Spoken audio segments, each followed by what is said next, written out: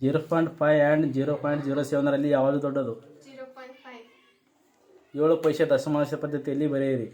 0.07. ರೂಢಿ ಬೆಲೆ ಎಂದರೇನು? ಒಂದೇ ಸಂಖ್ಯೆಯು ಪದೇ ಪದೇ ಬಳಕೆಯಾಗುವುದನ್ನೇ ರೂಢಿ ಬೆಲೆ ಎನ್ನುವರು. ಒಂದು ತ್ರಿಕೋನದ ಒಳಗಿನ ಸುತ್ತಳತೆ? 90 ಡಿಗ್ರಿ.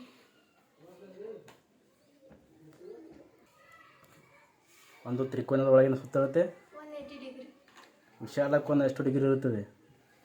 180 ಡಿಗ್ರಿಗಿಂತ ಕಡಿಮೆ ಮತ್ತು 90 ಡಿಗ್ರಿಗಿಂತ ಹೆಚ್ಚು ಅಳತೆ ಇರುವ ಕೋನವನ್ನು ವಿಶಾಲ ಕೋನ ಎನ್ನುವರು. ಲಘು ಕೋನದ ಅಳತೆ ಎಷ್ಟು? 0ಗಿಂತ ಹೆಚ್ಚು ಮತ್ತು 90 ಡಿಗ್ರಿಗಿಂತ ಕಡಿಮೆ ಇರುವ ಕೋನವನ್ನು ಲಘು ಕೋನ ಎನ್ನುವರು. ಎರಡು ಪೂರಕ ಕೋನಗಳ ಅಳತೆ ಎಷ್ಟು? 90 ಡಿಗ್ರಿ. ಎರಡು ಪರಿಪೂರಕ ಕೋನಗಳ ಅಳತೆ? 180 ಡಿಗ್ರಿ. ಶೃಂಗಾಭಿಮುಖ ಕೋನ ಎಂದರೇನು? ಎರಡು ಎದುರು ಬದುರಿನ ಕೋನಗಳನ್ನು ಶೃಂಗಾಭಿಮುಖ ಕೋನಗಳು ಎನ್ನುವರು. x ಮತ್ತು 4 ರ ಮೊತ್ತ 9 ಇದರ ಸಮೀಕರಣ ಬರೆಯಿರಿ. x + 4 = 9. 0.5 ಆ್ಯಂಡ್ 0.07 ರಲ್ಲಿ ಯಾವುದು ದೊಡ್ಡದು? 0.05.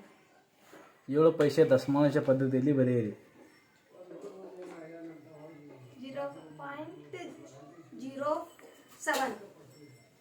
ರೂಢಿ ಬೆಲೆ ಎಂದರೇನು?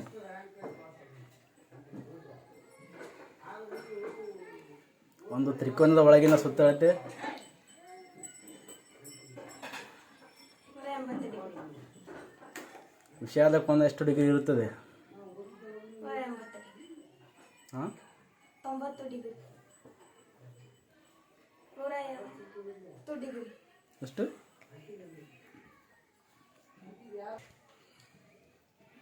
ವಿಶಾಲ ಕೋನ ಎಷ್ಟು ಡಿಗ್ರಿ ಇರುತ್ತದೆ? 90ಕ್ಕಿಂತ ಹೆಚ್ಚು, 180ಕ್ಕಿಂತ ಕಡಿಮೆ. ಲಘು ಕೋನದ ಅಳತೆ ಎಷ್ಟು? 90 ಡಿಗ್ರಿ. ಲಘು ಕೋನದ ಅಳತೆ ಎಷ್ಟು? 90 ಡಿಗ್ರಿಗಿಂತ ಕಡಿಮೆ.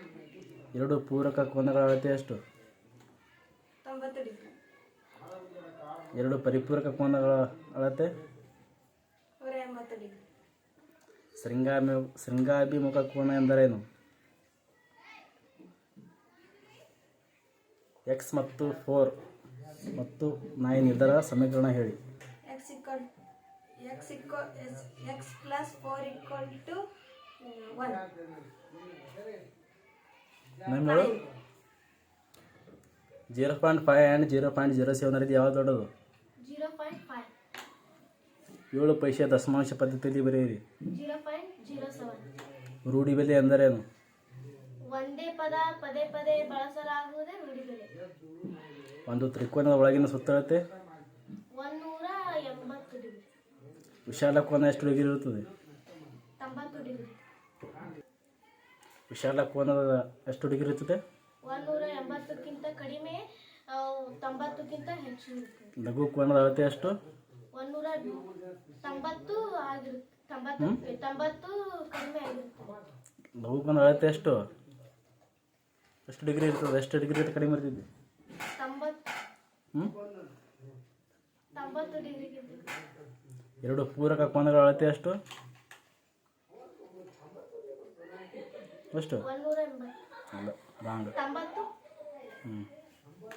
ಎರಡು ಪರಿಪೂರಕ ಕೋನಗಳ ಅಳತೆ?